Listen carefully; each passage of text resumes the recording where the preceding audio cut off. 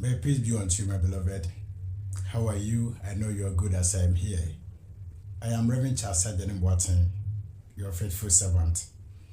I am here to share with you 3 people you have to honor in life. 3 people you have to honor in life. The first one is your teacher. The second one is your holder. And the third one is your helper. 3 people you have to honor in life. 1, teacher. 2, your holder. And the third one is your helper. Let me begin with your teacher. A teacher is someone who always educates you to know the unknown. Hallelujah. To know the unknown. He always makes the unknown things becomes known unto you. That person, if even you become well educated than him or her, never and ever disrespect him or her. Number 2, your helper. A helper is someone who always comes to your aid in terms of difficulties or perplexities.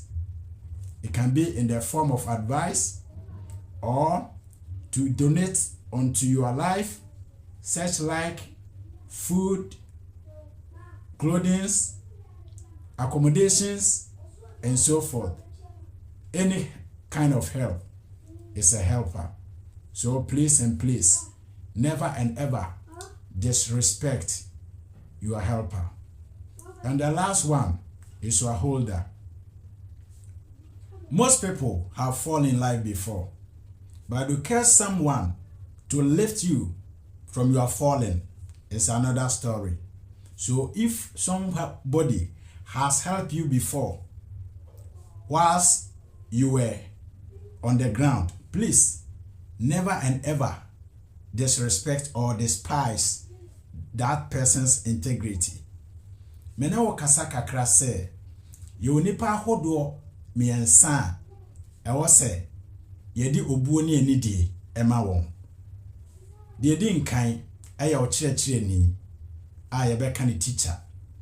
De toso eye obuafo ana de twato eye de oma oso efiri fom. Tie me yakasa kirekirefo a hwan ne kirekirefo. Kirekirefo ne nipa a o kire wo de awunim amwa behunu. The one who can teach you the unknown to be known. Hallelujah. Sa nipa we ma ore mfinida. Me pa chawo. Teacher timi kira abofra ma ne be master. Eno no nkire se wa be master nti wo yonko ne teacher. Me pa chawo nipa wa kire wo de awunim amwa behunu no. Enya o yonko ne da. Wo behunu che no kora me pa chawo nye otipen no. Fo obuo ne anidie ma no. Always kai no. Obuafo boafo ye obi a woyi nipa firi ahohiahiem. Ebre bi na ekom dew. Woni atade hye. Woni ba bi te. Kyese abrabo na ebisi basa otu ani a ento obi anim. Me pa chawo kai nipa oboawo a ene wa be ye obi. Sa nipa no oye obone afache no enkai ba chawo te ase. Na ohia biribi wa abrabom.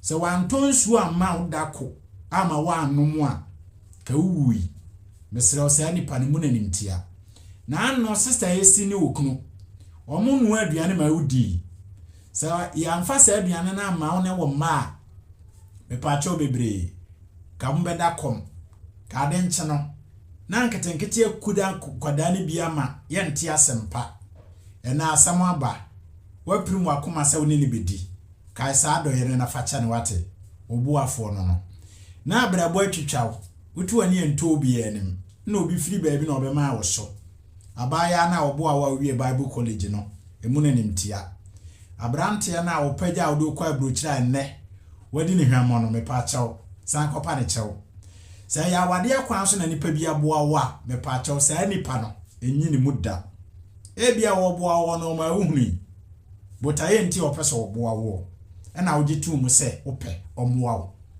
onya ba bi gina wie ye no wadane aboa ade ti asene ye oto nsuo ma ne suo nko ye yi na firi nsuo mu a na no wo na ne to nso wo ne to wo na no wo mesrew be pachaw enye nipa bonua ye da hwe yie na nipa waboa wo wamfa bone antua ne ka won kwa na be yetia bacha wo ti ase de o ma wo so free from you are holder de o ma wo so e free from o say o tren ni be hwe ase mpra hodo nso nanso obe sorry na nye obi anso na hwe ase a wotimi sorry ti ase ni ye okoye adwuma bi bo oka na nka opese oka wano aduro oba bi na sa na bosu mbo awo ene wo brofo ne so masa hwe ye na onkwa na etia woni na hono hye nyansa bese yi adom Reverend Chasaje ne boate me tufo nipa na oda wo yehim a wo yi wo free mu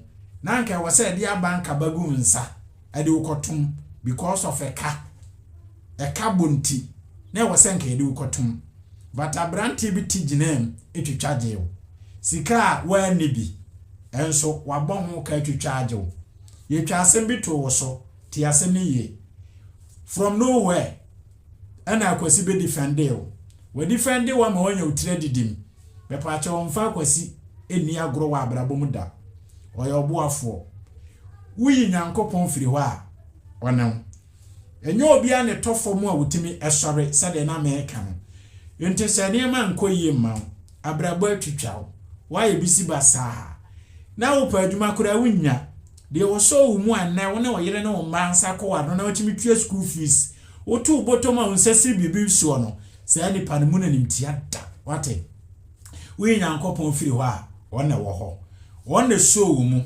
won kwano no nyame bebo ni pa bato na nipa so me pacho se nipa ni ho anka nyankopon ni ho abodie bebra ewo hoi nyankopon ne ma yehunu sede sorry nipa ne ma yehunu sede nyankopon ne ma ni yere ne kase yete aka ne na awurade fa moaso na ye adwuma but ne de awurade won fa moaso wonam nipa so so obebe nipa nchene na bekasa ada se obenya prophetic ear na wate awurade ne na emom so obeba nipa nchen a odane nipa no waba nipa tibiam ne nipa bekasa pacha wote ase obetimi asoma abofo e wo ho but your fan is average 70% and a percentage be pacha nyankopon nam nipa so ene buo nipa enti me pacha sa nkrofo miensa we teacher we holder and afi we helper emu omanim tie wa abrabom da obi afom wasa akwan so ampacha fo ani to da na wo ye opapa no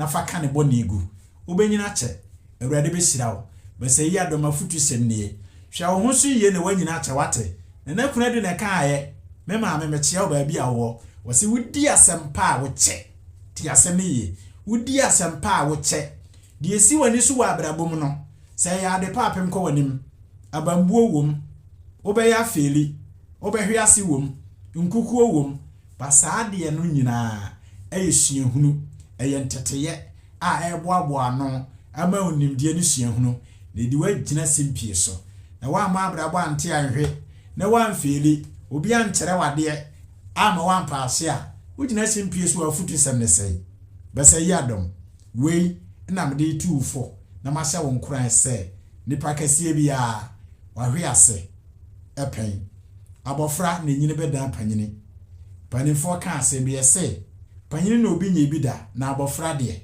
obi a ye bida enti a Yesu ka ase de opesa wo ye kasie wo mumu no moma ne mre ne ho ase nye sa abofra so wo ya abofra de ulemu na mpanimfo ni ye lemu sua panyini na nte na sua ne kasa fa ne nyansa ka ho na etimi aboa de wadura chiri ente saa won kwanna ebe ye shot wo ya abofra hu sa abofra empre nkoda panyini wa hwe ya obeka nsensemu ben wo bia wo wonim die kyerɛkyerɛfo ma na nkyerɛkyerɛw na bere wo ho ase bere woda fam na pɛboafo ne wo mpagyaw ne saaye na awurade de ubeduru botaye ho enye patubere na wonkwa na anya shot bitufo ekasa kyerɛw sɛ yabadwen ma wonam nimdie ni nyansam na wohwehwɛ nimdie ni suahunu akiri kwan eba saa ubenyina kye na obeduru bɔhyɛ ho na nipadɔm firi miamia beba behwehwɛ nimdie ni suahunu afiri wo nkyɛn Mesi ya chia opi nyankopon ya adoma bese yi adom mesande watu aso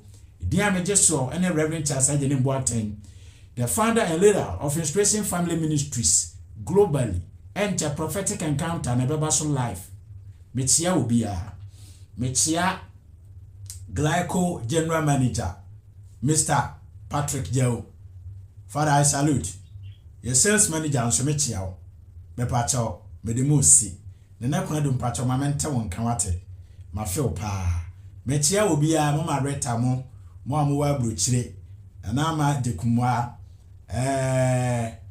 Nana Mosewa, Nana Bramahema, Mama Reta, Mama Edith, Mama Alice,